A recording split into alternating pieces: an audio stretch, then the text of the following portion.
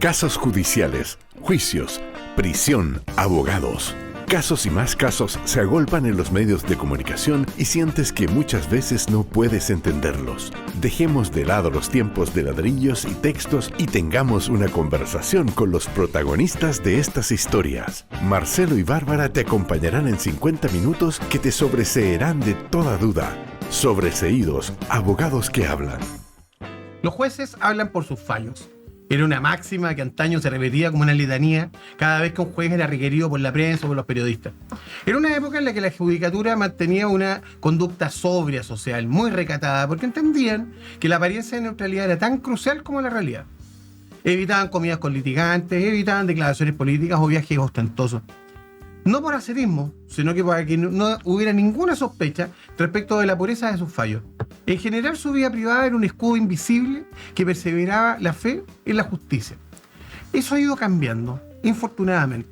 Lo que hemos conocido en audios filtrados y sumarios masivos se contrapone a esa vieja tradición. Jueces en cenas privadas, en licencias dudosas, coincidiendo con abogados que han litigado en sus propias salas en viajes lujosos, cohechos, lavado de activos, entre otras cosas. Se ha instalado la idea en la sociedad de que el sistema que debía protegernos del abuso se ha convertido precisamente en parte de su protagonista. No es natural, no lo es, que los jueces que dictan el derecho deban sentarse en el banquillo de los acusados. La justicia chilena enfrenta un difícil problema, una compleja encrucijada, y ante ella tiene dos caminos. Puede mantenerse en una lógica defensiva e ignorar el cambio de paradigma y atrincherarse diciendo que se trata solamente de casos aislados. O bien pueden asumir de que la cantidad de jueces que han debido comparecer ante la justicia y que enfrentan acusaciones constitucionales, sumarios o acciones penales derechamente, revelan una enfermedad sistémica. Enfrentar esta crisis exige algo más que castigar a los culpables visibles. Esto demanda un cambio de paradigma en la justicia. El cambio de verdad supone repensar los mecanismos de nombramiento, la evaluación y la remoción de los jueces, reduciendo la opacidad y la influencia de redes cerradas que han favorecido la corrupción interna. También implica favorecer controles externos efectivos que puedan investigar a los magistrados sin temor ni privilegio. Pero también demanda un cambio de judicatura, la que por sobre todo debe retornar a esa sobriedad de antaño. No por nostalgia, no porque echemos de menos el pasado, sino que porque un juez que vive como dicta, o sea, silencioso, fuera de la sentencia, recatado en lo social, puede reclamar que sus fallos hablan con legitimación social. Muy buenas tardes, noches o días. Estamos en un nuevo episodio de Sobreseídos, Abogados y Ciudadanos que Hablan. Hola, ¿cómo estás, Gustavo? Muy buenos días, tardes o noches para seguir con el discurso de mi amigo Marcelo Brunet. Gustavo Lorca, lo presentamos como siempre. Diputado, candidato a diputado por el Distrito 12 del Frente Amplio Convergencia Social. No, del Frente de la Federación Regionalista Verde Social. Pero me dijiste alguna vez era la Convergencia Sí, no, Social. pero tu error en esta ocasión tiene razón. Yo fui militante de Convergencia Social. Ya. Así que no. Bueno, ex candidato a diputado, para que la gente que nos ven por primera vez, abogado. Muy dado a los temas laborales. Así es. Y últimamente un invitado casi, de la casa, ya permanente. Te están quitando. O sea, yo vi el serrucho, digamos, del primer minuto. Una motosierra, de hecho.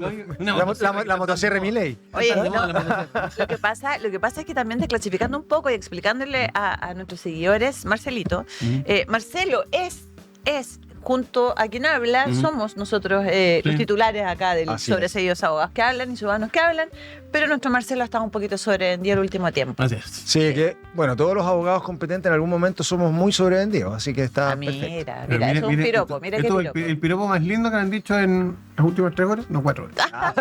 Estamos recién empezando.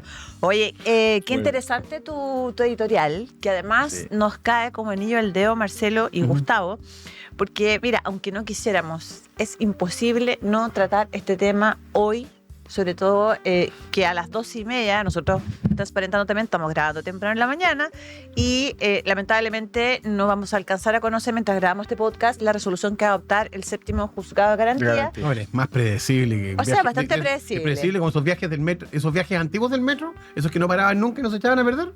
Las chiquillas no alcanzaron a conocer esos viajes en metro. No, las Chiqui Babies y nuestra directora de podcast, Connie, no. Las generaciones más jóvenes son hijos de los viajes en metro que se paralizan. Sí, claro. Que hay que bajarse del metro porque se corta, porque... Bueno, nosotros que somos más viejos, conocimos una época en la que los viajes en metro eran predecibles. O sea, no sabías exactamente cuántos segundos se iba a demorar entre una estación y otra. Ya. Bueno, eso ya no existe. Y entrando Y al esto era tema. predecible, y probablemente lo que ocurre hoy día en materia de resolución es más o menos predecible también. Sí. Y vamos a hablar después de por qué, digamos. Sí, ahora entrando un poco en el tema y poniéndolo sumamente en sencillo, esto ha sido una audiencia larga que se ha extendido por una jornada desde el día lunes, que concluye hoy día viernes, que el día jueves tuvo miércoles, tuvo un receso. Un receso. Para que la defensa, porque era un nuevo abogado el que asumió la defensa de la señora Ángela Ibanco, tuviera el tiempo, entre comillas tiempo, que siempre va a ser poco, ¿no? Muy bueno Valladares. Sí, pero ¿sabes qué? Bueno, pero hubo términos que a mí me parecieron, no sé si son... ¿Coloquiales? Sí, demasiado coloquiales, sí. A mí me gustó, fíjate. Sí, A mí me gustó demasiado eso. coloquiales. Yo vi una parte solamente de los alegatos de la defensa. Yo concuerdo con algunas de las cosas que él señala en términos, como abogado, no puedo sino estar de acuerdo con él. Él cuestiona que hay un cierto sesgo en la investigación, alega una infracción al principio de objetividad. Sí.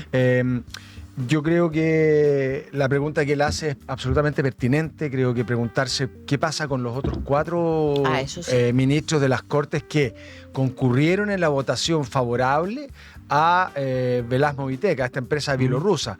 Sería muy interesante porque además esto se junta con hoy día casi la tormenta perfecta, porque hoy día además de que vamos a conocer cuáles son las medidas cautelares que va a aplicar el séptimo de garantía, que yo creo que concuerdo con Marcelo que yo creo que va a ser exactamente lo mismo que le pasó a Eduardo Lagos y Vargas Cossi. Debe ser igual, Por lo que hemos hecho. Por lo pronto le habilitaron un espacio en Capitán Llaver. Ya. No, en Capitán Yael no. ¿No? A ella no. Yo te noticio algo. El día lunes, que fue el día que la formalizaron, en horas de la tarde, Gendarmería emite un comunicado, hace un comunicado especial donde comenta y señalan que en San Joaquín, que es un centro de atención femenino, Sí, claro. ahí habilitaron un sector especial que la prensa le llama VIP, donde ella va a tener una habitación con un baño propio. Es decir, igualando las condiciones de Capitán Llaver, que me parece de toda justicia en el sentido Sí, de que pero no no, podía o sea, ser que para a ver, mujeres no hubiera un Capitán Llaver. Convengamos de que en Capitán Llaver no hay chinches, no hay ratones dando vueltas, Así es. no hay pulgas, no hay, digamos, las condiciones. No, por eso, lo que va a tener Vivanco probablemente no sea Capitán Llaver ni nada muy parecido. Va a ser un sector aislado, pero en condiciones penales, que son las mismas condiciones penales en general del resto de la población. O sea, bien, digámoslo bien, una persona que tenía un estándar de vida como lo tiene Vivanco, Así es.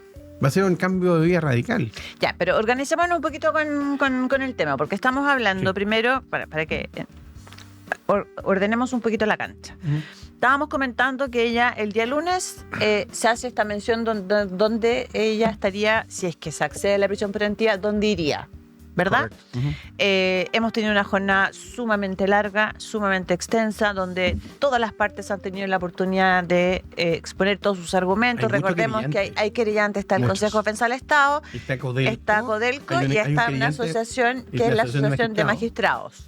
Son 3 creyentes, Ministerio Y eso, Público. perdón, lo de la Asociación de Magistrados es bien inédito porque lo hacen sabiendo o debiendo saber, decimos los abogados, que efectivamente esto puede tener este caso puede tener esquirlas y que afecten a un montón de otros jueces de la Corte Suprema. Pero por lo espérate, tanto, a ver, hagamos un puntito en eso.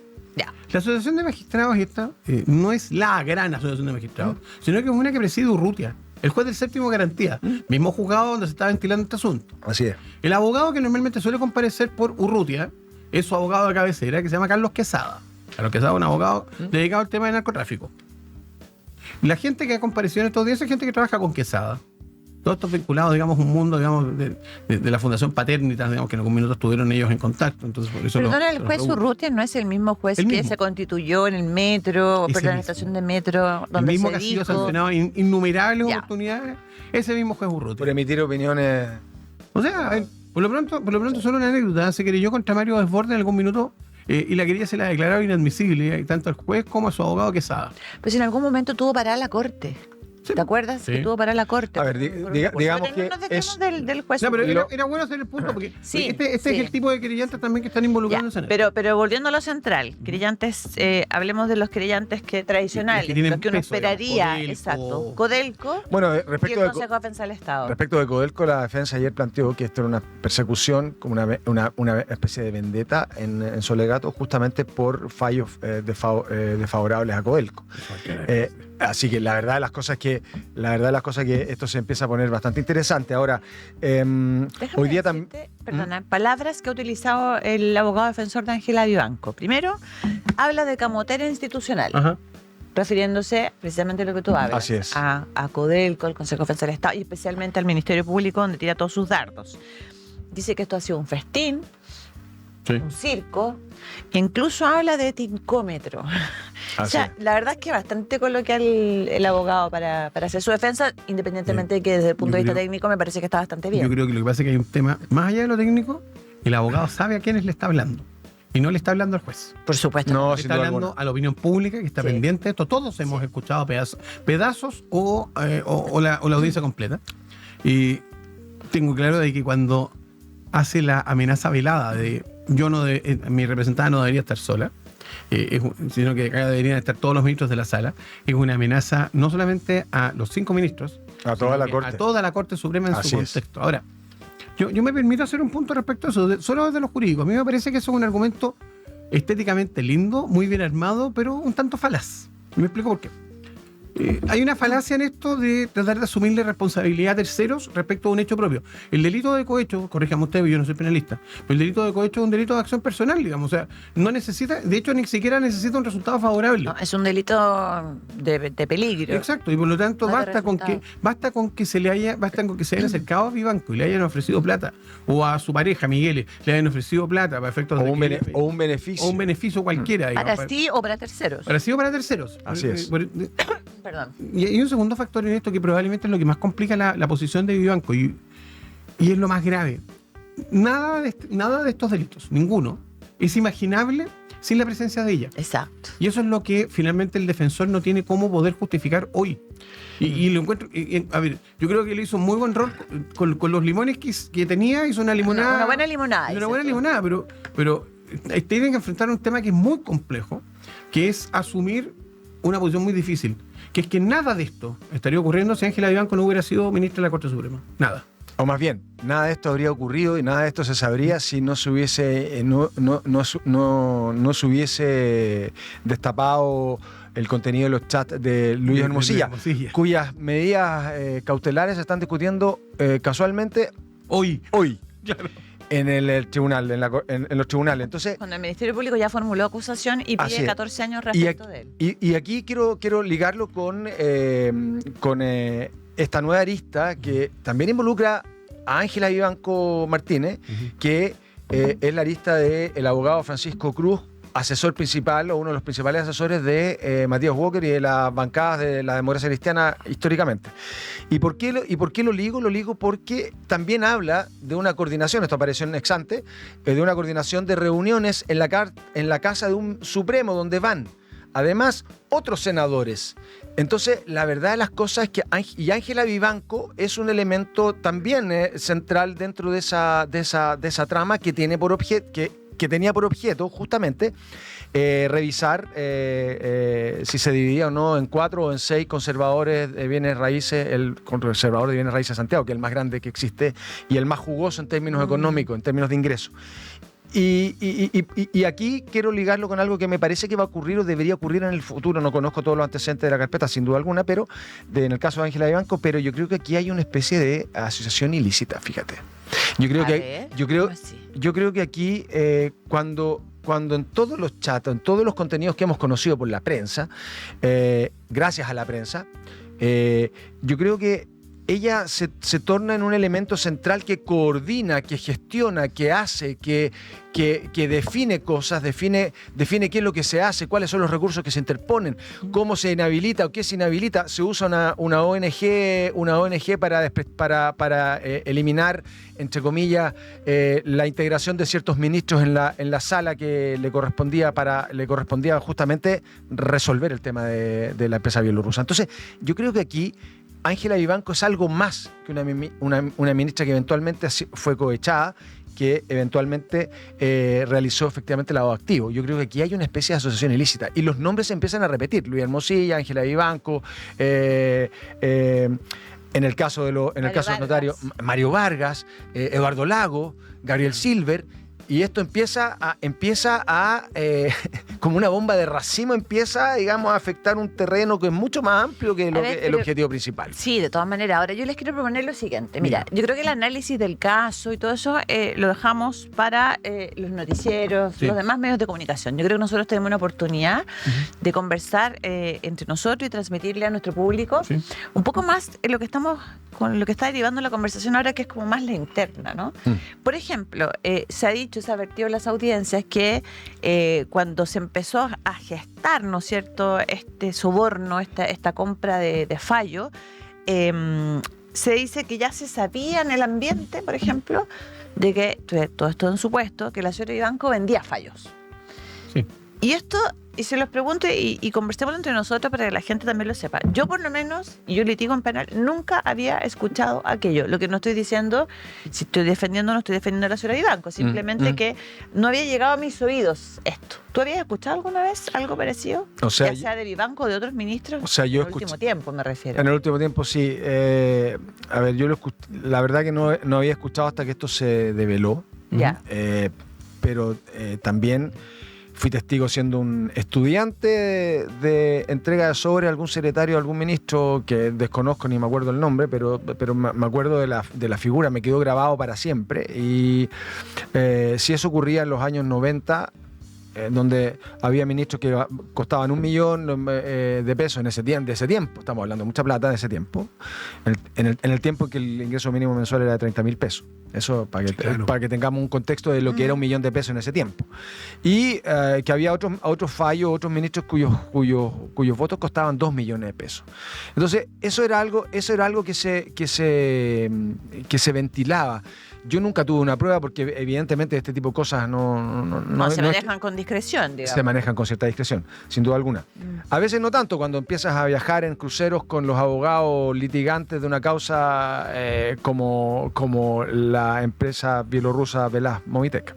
Es que eso es lo que plantea Marcelo en su editorial. Mira. ¿Tú habías escuchado algo respecto de esto? No. Porque se decía que era sabido. Quizás, bueno, transparentemos también que quizás sabido por aquellos que están más cercanos a esa línea de acción, probablemente. Esto es como el tema de la droga, ¿no? Claro. Como el señor de los pasillos, ¿no? No, que tú no sabes quién puede ser un proveedor de droga porque no estás inmerso en el mundo del consumo. Sí, claro. No, yo acá tengo que hacer varias confesiones. Porque A ver, primero, confiésate a Marcelo Brunet porque hace tiempo que en no nuestro viene. confesionario.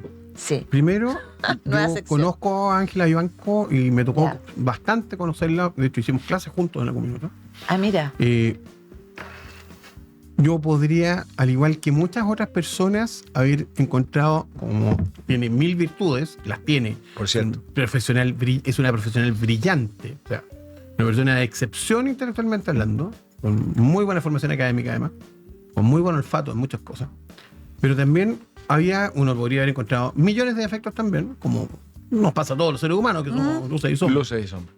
Pero no me hubiera imaginado jamás, y le pasa a muchas personas con las que he conversado en estos días que también fueron cogeneracionales con ellos o tuvieron posibilidad de estar relacionados. Uno nunca se hubiera imaginado esto. No, es que esto es una cosa impensable. ¿Te sorprendió? Es sorprendente. A mí yo no dejo de sorprenderme, me lastima, me hiere en lo personal verla sentada con el pelo amarillo y esposada. Me duele verla demacrada de la forma que está, independiente, digamos, de cualquier consideración. Hecho ese disclosure humano, me pasa un segundo tema. A ver. La justicia en Chile ha funcionado en términos de opacidad siempre. No nos vamos a venir a sorprender nosotros. Digamos, en la época que había derecho penal de actuario, el sistema penal antiguo, todos sabíamos perfectamente qué es lo que pasaba y cuánto costaba. Era cosa de que esperar a que la causa subiera a la corte y ahí uno conocía y tenía acceso. No, yo lo digo por mí, pero era sabido que se tenía acceso al No, sumario. las gestiones que se hacían con los actuarios eran enormes. De hecho, manejaban muchas de las causas. Por eso yo siempre un poco peyorativamente, siempre lo clasificaba como derecho penal de actuario, porque al final el juez era el último en enterarse de casi todo o de casi nada. Sí, es verdad. Entonces, pasa que uno sabía de que habían ciertos ámbitos de corrupción.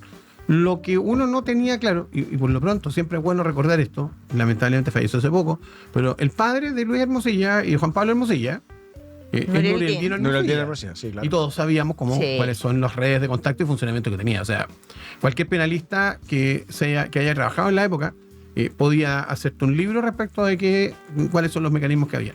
No estoy injuriando ni nada, simplemente estoy describiendo situaciones que uno... No, sin duda. Pero Marcelo, en síntesis, para que existan abogados que estén dispuestos a comprar votos... El tango se baila a dos. Exacto, es porque Siempre. entonces hay ministros que están dispuestos a vender su voto. De hecho, Y eso es lo que hoy día se le acusa, o más que se le acusa, son los cargos por los cuales se está ¿Tiene preso el voto del ministro de la Suprema hoy día? Yo diría que no, en general. No lo sé. O sea... Yo quisiera decir que no, digamos. No. Yo voy a ser mucho más osado en esto. ¿Ya? Yo creo que hoy día no existe certeza de que cuando tú llegas con una causa o una discusión jurídica a la Corte Suprema, opere la igualdad ante la ley. Yo creo que efectivamente hay esto de Ángela Vivanco, uno no tendría por qué no pensar qué ocurre con otros ministros. De hecho, la ex ministra Letelier, que recién se acaba de jubilar el año pasado y salió como ministra de la Corte Suprema, hoy aparece vinculada a un tema en donde ella destruye su teléfono, dice que se lo roban, resulta que no, el Ministerio Público comprueba que no hay ningún robo, revisan las cámaras, no existe robo y se da cuenta que ella recibe la información, su secretaria, de que va a ir a verla a la Policía de Investigaciones para pedirle algo en concreto, no le dicen qué, ella supone que es su teléfono, se deshace del teléfono, cambia el chip en su casa, se descubre ahora, entonces, y ella misma, no podemos olvidar esto, la ministra Letelier les dijo a los ministros cuando esto se empezó a abrir, por el caso Ulloa u otros temas, ella les dice a todos los ministros, yo creo que fue una amenaza velada sin duda alguna, que nadie llegó solo por méritos a la Corte. ¿O dónde está? De alguna manera validando el tráfico de influencias que se produce cuando se tiene que nombrar un ministro de Corte Suprema. Y por eso que es tan relevante hacer un cambio en el sistema. A mí me parece, y quiero reivindicar acá la propuesta de Johannes Kaiser, que es súper simple. Cambiemos el último tramo del nombramiento por un sorteo. Lo que quiero decir, se puede modificar de la otra forma. Yo miro a mi amigo Marcelo y probablemente no está de acuerdo con ese sistema, pero creo que hay que hacerle una revisión y hay que sacarlo de esta trama de conflictos permanentes. Sí, eso es como una reflexión final, pero volvamos un poquito al tema. Yo creo que Marcelo planteó una duda que es súper legítima y va más allá de la percepción que uno tenga o no tenga de Ángela Vivanco, porque tampoco podemos ser tan ciegos como para no advertir de que aquí efectivamente hay una suerte de condena social, si se quiere, justificada o no, pero eso ya existe no solamente respecto a Ángela Vivanco, sino que respecto en general a cualquier persona de alta connotación pública que es formalizada y cuyas audiencias por lo demás se transmiten por el Poder Judicial y tienes a toda la prensa encima. Eso es una realidad y eso no se puede desconocer. Perdona, y eso es un avance. Pero después podremos discutir eso. Pero después podremos discutir. Si a mí lo que me interesa es llegar al punto de que yo he estado viendo las audiencias, es decir, la audiencia que es una continuación en distintas jornadas, y sí me hace un poco ruido el hecho de que qué tan determinante puede ser el voto. En este caso, ella presidía de una manera, digamos, no permanente, ¿no es cierto?, la tercera sala de la Corte Suprema, y en esa instancia es donde se dan esta tramitación, por supuesto, de totalmente irregular de los recursos, que es un recurso que era improcedente, etcétera. Resuelto de un día para otro, ¿eh? Sí, claro. Sí. Bueno, por eso te digo, un recurso que se demora promedio de 67, 68 días, más o menos. Eso es parte de una discusión que yo creo que ya está, digamos, en todos los medios. ¿Sí? Claro. El punto es que en una sala de 5 ministros, donde ella presidía, uno sabe, como abogado litigante, que el voto del presidente, del presidente, sea hombre o sea mujer, de la corte, de la sala, Pesa pesa. más. Sí, más. pesa mucho más. Pesa más. Pesa. Eso uno Y el sabe Código que Orgánico- pesa. El Código Orgánico de Tribunales tiene un mecanismo que se supone que trata de evitar o reducir ese peso, haciendo lo que hable al final. Así es. Pero todos sabemos también Sí, que las deliberaciones pues. no se producen en ese orden. No, de hecho, la deliberación de muchas de las causas, cuando uno va a alegar, uno que litiga sabe esto, se hacen prerelaciones. Entonces los jueces ya tienen una idea de qué es lo Sí. que van a fallar y por lo tanto cuando conversan entre ellos, entre sea, todos ahí, Eso ya está. ya saben cuál es la opinión del Yo quería presidente. ingresar al Poder Judicial solamente para ser relatora, ¿Ya? porque quería saber cómo precisamente era la interna de este mecanismo, que es un misterio, Sí.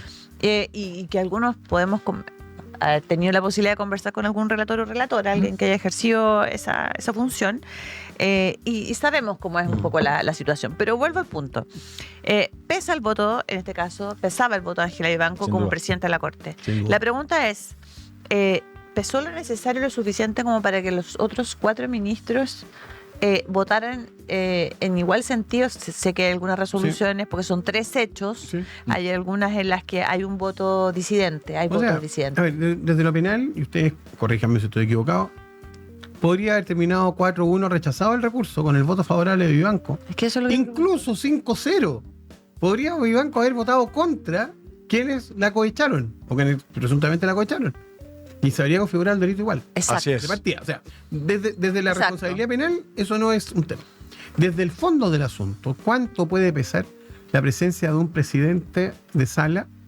Es cosa de que recordemos también la razón por la cual Sergio Muñoz fue cesado por la Cámara de Diputados y el Senado posteriormente por acusación constitucional. Mm. Porque aquí, y yo recuerdo haber hablado con uno de los senadores que le tocó votar este asunto, y se trató de centrar el kit del asunto en la relación con la empresa constructora, Fomenta. cuando en realidad el tema nunca fue la empresa constructora, sino que fue la hija presionando a la empresa Así es. constructora. Mm. Que también da cuenta de un modus operandi, porque... Que sigue siendo jueza a propósito, Sí, claro. inexplicablemente, creo Yo yo. no, yo no puedo entender esto. Y Sergio Muñoz Fue compañera mía de la Universidad Graciel Muñoz. Sergio Muñoz hace una mise en escena en la que él se autorrecusa y obliga a una nueva vista de la causa, pero que ya estaba zanjada. Todos sabemos eso. Sí, sin Entonces, duda. al final del día, y esa es la razón, y esa es probablemente lo que más me hace sentido respecto a entender cómo esto se transformó en una especie como de modus operandi en la tercera sala. Al final del día, daba lo mismo si estaba o no estaba, porque nominalmente siempre estuvo. Y con Vivanco puede haber ocurrido una cosa parecida. Vivanco probablemente, el peso de Vivanco, la entidad, digamos, el poder, digamos, no está solamente en lo formal, sino que está en lo que uno no ve. Y probablemente O sea, de Sí, hecho es es ahí donde está lo más sabroso. Pero sí, claro, y lo más peligroso Y lo también. más Es peligroso. cosa de haber escuchado las jornadas en el séptimo juzgado de garantía de esta semana, donde uno se da cuenta y en la explicación que hace y la relación de los hechos que hace el Ministerio Público, los querellantes, ponen mucho énfasis precisamente en la fase interna, en la tramitación, en cómo, por ejemplo, una ministra de la Corte Suprema, que en este caso era Ángela Vivanco, en una causa que estaba en etapa de cumplimiento ya fallada, Sí. llama y le pide el estado de cumplimiento a la ministra de la Corte de Apelaciones de, en este caso, Copiapó.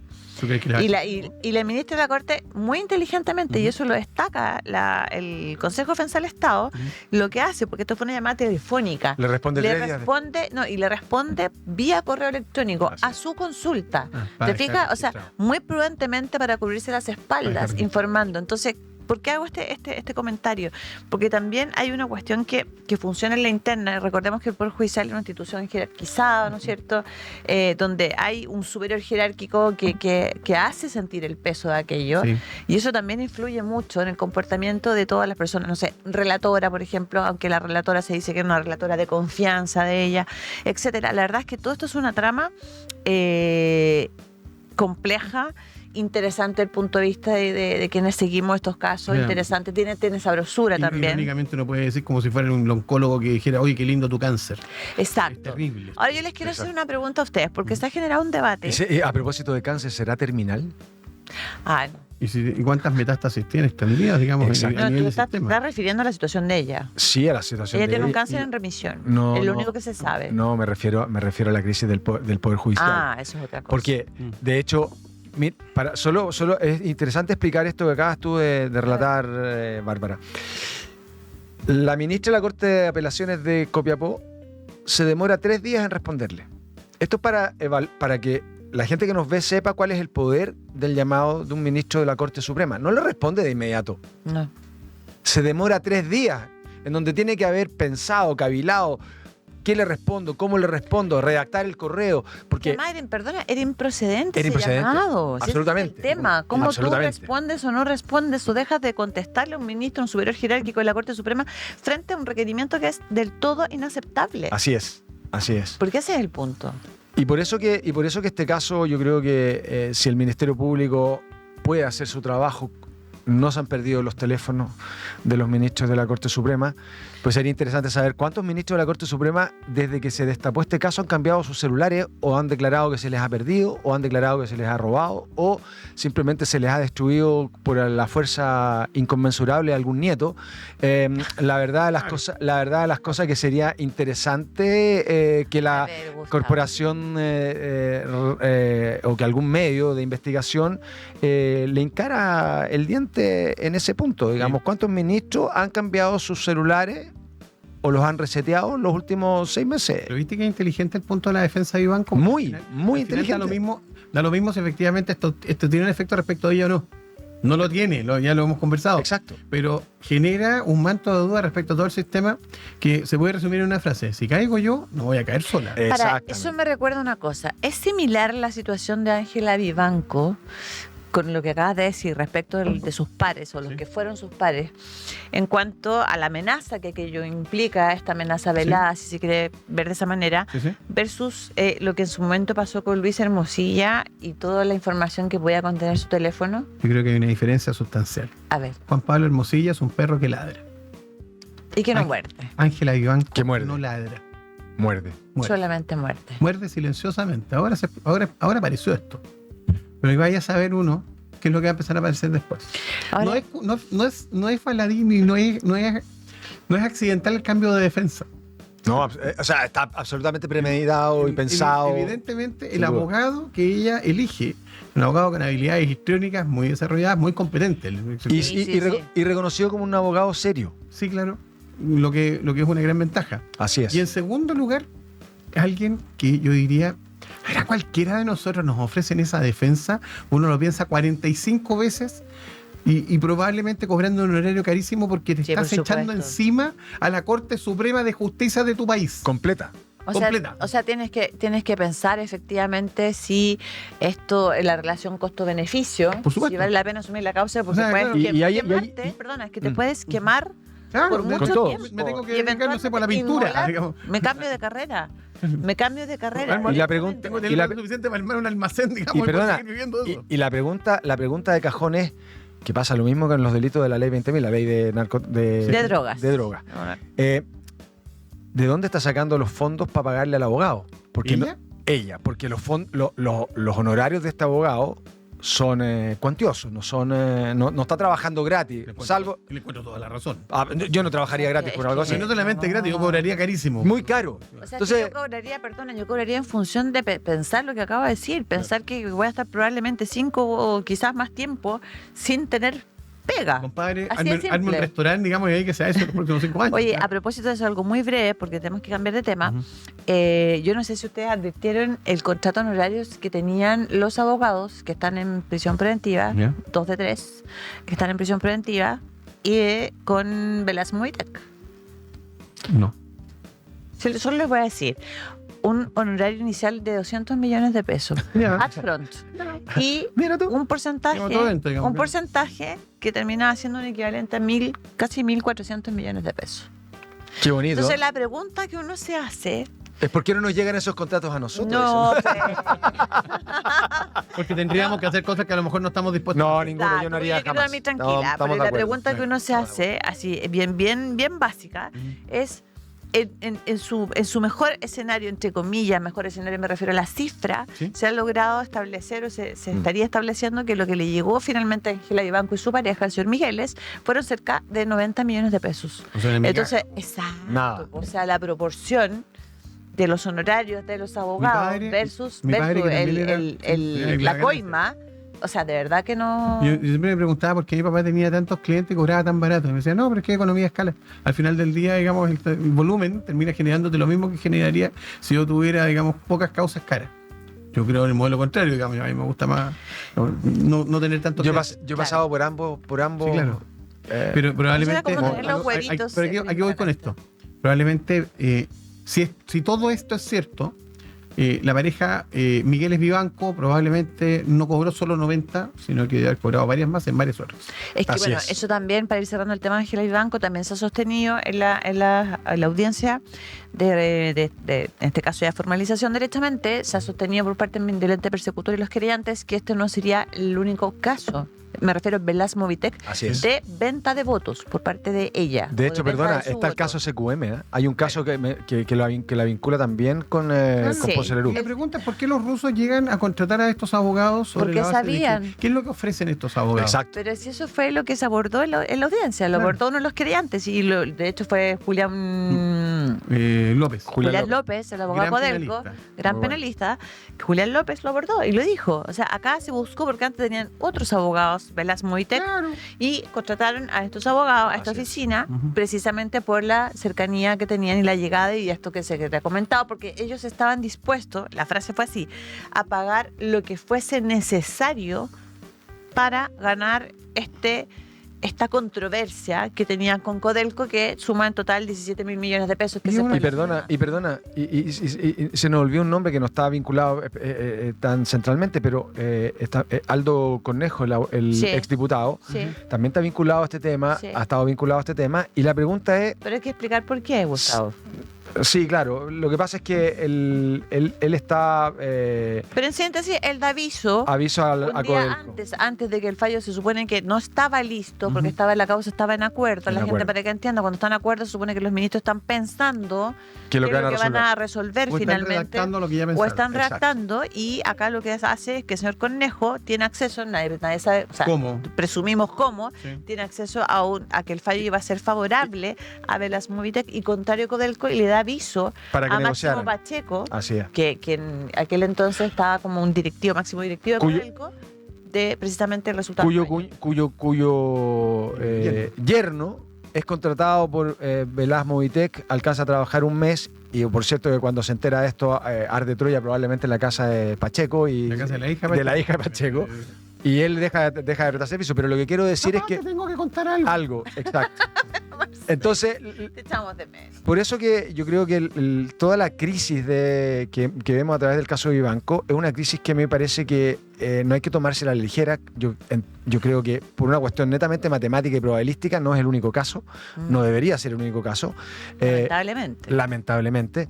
Y me parece a mí que tener un poder judicial sano es muy relevante para tener un Estado de Derecho sano y una democracia sana. Yo creo que es un pilar relevante para el Estado de Derecho y para la democracia. Oye, ¿Ha pensado Leonardo Villalobos todo lo que se no. el momento que decidió abrir su teléfono? claramente nunca lo pensó, No. nunca pensó, porque ella tenía otro objetivo, Claro. eso era producto de un encargo que se le había formulado en su tiempo, esto en el caso, la arista del caso Sauer, y evidentemente no sabía que estaba abriendo una verdadera caja Pandora, que era el teléfono celular de Luis Y Hermosilla. faltan varios teléfonos Y más. faltan varios Faltan varios. teléfonos más. Pero mira, para ir cerrando el tema de Ángela Vivanco, una sola cosa, una sola pregunta. Hay personas que han discutido y que han señalado que la detención de Ángela Vivanco, no quiero entrar en lo jurídico porque si no la gente se nos aburre, pero que esto pareciera ser un exceso por parte del Ministerio Público, que es un show, y así también lo ha manifestado su propia defensa. ¿Qué creen ustedes? Gustavo? O sea, yo creo que el Ministerio Público viene hace rato haciendo show. Uno ve a fiscales que más que fiscales que habiten el cargo de ser fiscales, lo que hacen es tratar de tener figuración pública para tener algún tipo de ascenso o figuración por temas de ego. Yo creo que hay que revisar la ley porque yo creo que hay que ser un poco más drástico. Yo creo que a mí me parece impresentable que nosotros nos enteremos de ciertas partes de las de investigaciones que son reservadas por los medios cuando resulta que eso atenta en contra del derecho de las partes, de los intervinientes en una causa. Porque no olvidemos que el principio fundamental de un Estado de Derecho y una democracia es el principio de inocencia. Presunción de inocencia. Presunción de inocencia. Entonces, al final de cuentas, lo que nos ocurre con este tipo de cosas es que cada vez que se velan parte de la investigación, la gente se va haciendo una idea, va preconcebida, y al final se establecen juicios que son, francamente, a veces incompletos. Yo te agregaría otra cosa más. El Ministerio Público se ha acostumbrado más a perder que a ganar.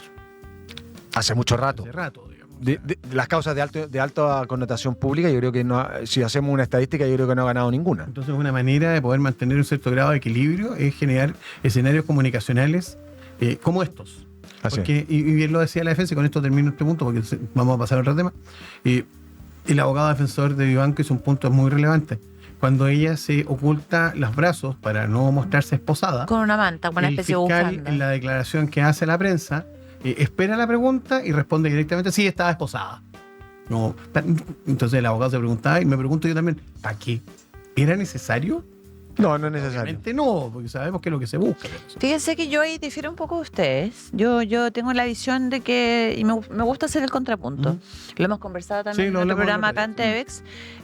A mí me pasa que, a ver, no siento ni veo que haya un afán de protagonismo por parte del Ministerio Público en esta causa en concreto. Eso en primer lugar. Segundo lugar, creo que fue un procedimiento bastante adecuado, si se quiere. Si uno escucha las entrevistas que dio el fiscal en ese momento, que estuvo a cargo de la diligencia, que fue el allanamiento a la casa de la señora Ángela Vivanco y luego su posterior detención, me pareció que fue muy prudente, muy sencillo, bastante simple, y que es más, y que si uno hacía la segunda lectura, sus declaraciones se desprendía claramente el por qué había una orden de detención, más no una citación a una audiencia para formalizarla. Y claramente después se vio eso refrendado en la audiencia posterior, dice relación con un peligro para la seguridad de la investigación. Sí. Y que era del todo razonable por lo demás. Y segundo, yo me pregunto, independientemente, yo no tengo nada personal con la señora Vivanco, no la conozco, a diferencia de Marcelo, pero me puedo poner en su lugar desde el punto de vista humano, pero fíjate que me parece que aquí no hay un tema, o sea, tiene que haber igualdad ante la ley, y es una señal positiva también para el resto. O sea, lo siento mucho, pero si todos detenido tiene que ser esposado, bueno, tendrá que ser esposada entonces. Sí, lo que pasa es que no todo el mundo resulta tan relevante ponerle la cámara encima. A ver, pero eso pasa con cualquier persona de alta connotación pública. Claro. Lo hemos visto con casos de deportistas, futbolistas, etcétera. Ha pasado en diversos casos. O sea, ¿por qué nos extrañamos tanto ahora? ¿Por qué ahora es tema aquello? ¿Por qué? Un punto tuyo, a mí me molesta tanto en el mago Valdivia como en Ángela Vivanco. Tal vez me gusta. Porque hay morbo. Ahí te lo recojo, por supuesto. Sin duda alguna que hay un morbo. Pero sin duda que hay morbo, si tampoco seamos ingenuos. No seamos ingenuos, sí, exactamente, gracias Gustavo. Aquí hay un morbo, no solamente de los medios de comunicación, también de los que consumimos medios de comunicación, las noticias, que también somos nosotros. O sea, ¿para qué estamos con cosas? Tú quizás de una perspectiva más humana, distinta, querías ver, o sea, qué terrible ver esto. No, pero a mí me pasa. O sea, a todos nos pasa, nos remueve algo, pero una emoción. Yo estoy de acuerdo en ese punto, tal vez no se entendió, pero o me expresé mal, pero efectivamente yo estoy de acuerdo en que este tipo de cosas le hacen bien a nuestro sistema. Ver que una ministra de la Corte Suprema caiga de esta forma. Que sea tratada como todos, como incluso el Lanza, que es detenido en el centro de Santiago, me parece bien. Ahora, mi única la ley. Exacto, y eso es un principio básico, es un principio básico también de nuestro sistema jurídico y por lo tanto del Estado de Derecho. Ahora, mi única prevención nada más es que hay que tener ojo en que esto no sea un caso aislado, uno. Dos, ver cuál va a ser el resultado, porque hasta ahora todos estos casos al final terminan en condenas o en fallos absolutorios, entonces por problemas en la investigación. ¿Pero cuáles son todos estos casos? Porque hagamos... SQM y el financiamiento ilegal de la política. ¿Hace cuánto tiempo? El caso de las clases de ética Sí, pero eso tuvo una sanción. No, pero eso... Una sanción penal, digamos, baja, improcedente. Es que yo creo que no puedes mezclar, Gustavo, el tema de SQM... El caso de Fuente Alba por el uso de el caso de Fuente Alba por el uso de los gastos reservados. Es que me parece a mí que hay un antes y un después. Sí. Ha habido un cambio en ese sentido. Sí, también han habido otros fallos, no sé, por el de Luis Plaza también, digamos que a diferencia de todos los otros casos de basura... de alguna forma, digamos, también tuvo condena penal. Uy, no vamos a alcanzar a hablar de los No. problemas, yo creo. No, no vamos a alcanzar, No vamos a sin alcanzar. duda que no vamos a alcanzar. Lo que pasa es que esto es tremendamente relevante Es lo muy que estamos relevante. Esto conversando. es, yo creo, probablemente de los temas más relevantes de los que hemos estado conversando abogados en todos los lugares donde nos hemos juntado, en todos estos cafés virtuales o reales que hacemos, Exacto. digamos. Este ha sido probablemente, yo por lo menos puedo contar que llevo 6, 7 meses juntándome con abogados solo a conversar de esto. Y además, quizás lo que pasa es que la gente podría pensar en su casa, la gente que nos está viendo, nos está escuchando. Bueno, ¿y a mí en qué me afecta? La verdad es que sí. Todo el día. A todos nos afecta. En todo momento. Porque uno como abogado, cuando lleva el caso de la persona que es su cliente, uno está supeditado a la transparencia Claro. y uno desde la buena fe a creer que los tribunales de justicia están Van a fallar en funcionando derecho. y operando conforme a Van a derecho. fallar en Y derecho, no conforme a exacto. quién les paga. Claro, Exacto. porque si esa es la Eso es relevante. lógica, es que si esa es la importancia que tiene, porque si esa es la lógica, a mí no me contraten porque yo no voy a coimear, nunca lo he hecho en mi vida, ni tampoco estoy dispuesta a hacerlo. No, tampoco, absolutamente. Entonces Estoy de acuerdo. lo que voy es que también se abre para las personas que están en sus casas una legítima duda que esperemos que sea despejada. Oye, si esto no es un tema simplemente cliché, o sea, de verdad, para que haya democracia, la que nosotros estamos viviendo y gozando con todas sus imperfecciones, pero afortunadamente vivimos en un Estado democrático, es precisamente porque, entre otras cosas, existe un poder judicial que es independiente y que Se tiene supone ese que es independiente. prestigio. Y Yo no sé Es que si- entonces... Yo no sé si las chicas me pueden hacer un pequeño acercamiento a algo que necesito mostrarles. a ver, Cuando un yo show. era chico, tenía, no sé, pues 19, 20 años, mi papá me regaló un libro que Oh. vamos a poder apreciar esto. Que es divertidísimo porque era una recopilación de chistes que hacía el padre de Sergio Llaver, que se llamaba Sergio Llaver. Los 700 mejores chistes. ¿Y por qué comento esto? Porque uno de esos chistes es casi paradigmático. Uno de esos 720 mejores chistes decía lo siguiente: existen dos clases de abogados, los que conocen la ley y los que conocen al juez. Qué tremendo. Sí, claro. Tremendo. Es un. Mira, O sea, para que describe el nuestros sistema. espectadores entiendan también básicamente de qué estamos Sí. hablando. Sí, o sea, claro. cuando el Poder Judicial está dispuesto a corromperse, sea por la influencia de algunos o por el dinero de otros, Estamos el Estado de perdidos. Derecho se acabó. Sí, absolutamente. Es que esa es la importancia que tiene y por eso nosotros hemos querido tratar este tema de hoy. Y aprovechamos de comentarles también que vamos a hacer un pequeño receso aquí en nuestro podcast. Sí, nos vamos de vacaciones. Nos vamos de vacaciones por fin. Bueno, yo ya me tomé las mías. Sí, ya Sí, tomaste las lo hemos tuyas. notado por el bronceado de tu cara. Bronceado. Y bueno, ya nos quedan, ¿cuántos minutitos nos quedan, querida Connie? Nos quedan 4 4 minutos. Perfecto para que usted tenga un minuto para minuto. sus palabras de cierre. Un minuto. ¿Qué es lo que quieres decir respecto a este? Básicamente señalar que este es el caso de corrupción que se devela a través del caso de Ángela Vivanco. Es algo que nos tiene que llevar a la reflexión, a estar atentos. Y yo alabo el periodismo de investigación. Creo que muchas de estas cosas no se sabrían si no fuera por eso. Y me parece a mí también que los legisladores, el Congreso, el nuevo gobierno, debemos como país hacer las modificaciones necesarias para asegurar transparencia y para asegurar probidad en funciones tan importantes como es impartir justicia. Yo creo que la igualdad ante la ley es fundamental. En el momento que perdemos la igualdad ante la ley, perdemos todo el Estado de Derecho. Marcelo. Yo, para hacer la introducción de acá y para hacer una columna que me publicaron en el Mostrador respecto a este mismo tema, Estás tan top, amigo. No, Sí, no, sí. estás- uno trata de hacer la pega nomás. Pero conforme a eso, leí harto. Y una de las tantas cosas que busqué y recopilé que tenía, digamos, en el disco duro era una vieja frase que se le atribuye a Tomás de Aquino en la Suma Teológica: que la corrupción de lo mejor es lo peor. O sea, cuando algo tan noble y sano como la justicia termina siendo corrompido, ese es el peor escenario que puede enfrentar una sociedad. Así Y es. esta conversación que hemos tenido hoy día, más allá de los nombres, más allá de si se trata de Ángela Vivanco, se trata de Luis Hermosilla, se trata de toda la Corte Suprema, dice relación con un problema de fondo tremendo, que es la incapacidad o la capacidad que tenemos como sociedad de ser capaces de revertir este escenario. Si no somos capaces de revertirlo, vamos a tener un gran problema. Si somos capaces de revertirlo, al contrario, va a tener una mejoría en nuestra calidad de vida infinita. Así que el llamado a las nuevas autoridades, a la Corte Suprema, a hacerse cargo de este tema en forma lo más enérgica posible, porque el Estado de Derecho en Chile está en juego en esto. Mira, fíjate que yo coincido plenamente con ustedes y siento que aquí lo más relevante es que el país y las instituciones se hagan cargo de la crisis, no solamente, y ojo, no es solamente una crisis de carácter ético, que por cierto es gravísimo. O sea, aquí partiendo de la base que nada justifica la comisión de delitos, nada justifica la corrupción, aquí hay un sistema que está totalmente colapsado. Eso a mí me consta como abogada litigante. O sea, yo si no gestiono representando a una víctima en una causa, si no la gestiono yo en buen chileno, si no hincho, es que me lo dijo el mismo funcionario policial. ¿Saben cuánto tiempo más usted estaría sentada acá con su cliente declarando? 1 año. Fácil. Entonces, no, o sea, 1 año. Esto no me lo contaron. Y eso en penal. Eso en materia penal. En laboral pasa exactamente lo mismo. Entonces, ¿a qué voy? Que tenemos un sistema que está colapsado.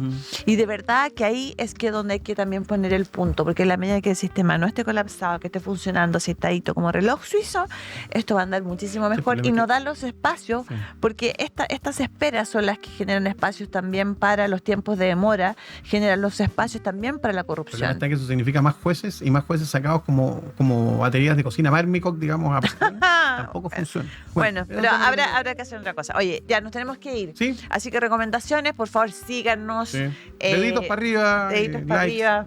Muchos likes. Y reenvíen también. Por compartan este podcast. Si Un les abrazo. gustó. Si no les gustó, también compártanlo.